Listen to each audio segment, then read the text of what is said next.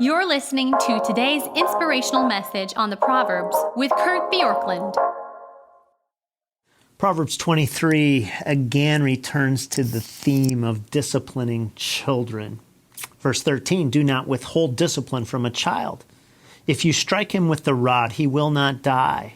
If you strike him with the rod, you will save his soul from Sheol. And then a little later in Proverbs 23, verse 23, it says, by truth, and do not sell it, by wisdom and instruction and understanding. The father of the righteous will greatly rejoice. He who fathers a wise son will be glad.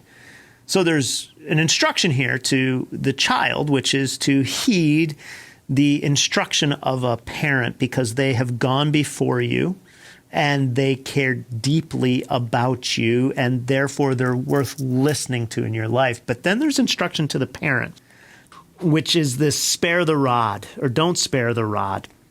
Maybe you've heard that old phrase, spare the rod, spoil the child, or something to that way of thinking. But this is basically saying, again, don't fail to correct your children. There's a temptation not to correct kids because we want to be liked, because it takes effort, because we're concerned that it will negatively impact them. And in fact, a lot of modern psychology says that any physical discipline is negative and should be avoided. And many will say that this is merely instruction to say the rod is a figure of discipline and doesn't need to be taken as a literal physical rod. And certainly you can study that and come to your own conclusion. What I think is clear here is that having stern correction is wise when it comes to parenting. Certainly, any stern correction should never be done in anger.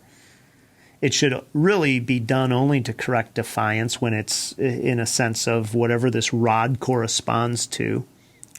And it needs to be biblical. In fact, maybe in basically setting a path. And before we get to the rod, we need to have spelled out some clear consequences, been very clear in that and consistent in executing that. What a lot of parents do that is a big mistake when it comes to discipline is they will let things go, and then they erupt, and it feels to the child like there's no clarity about what it is that they are trying to understand. And so what you want is clarity and consistency and a willingness to say, I will choose with my child to have them be upset with me for a higher end. Now, this was talked about in Proverbs 22. It's talked about here again.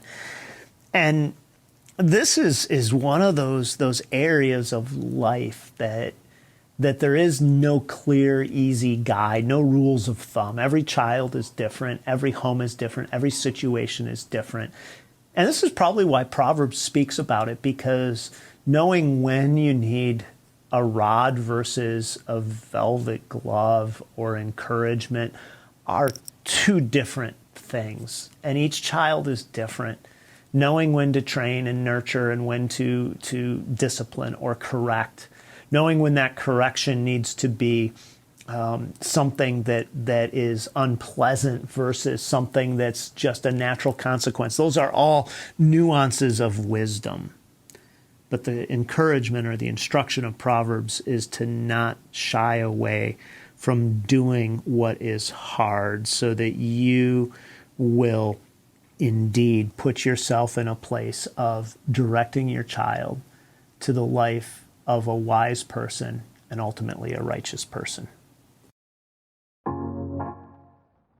Thanks for joining us here today.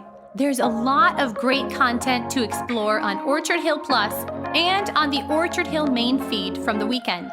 Have a great day.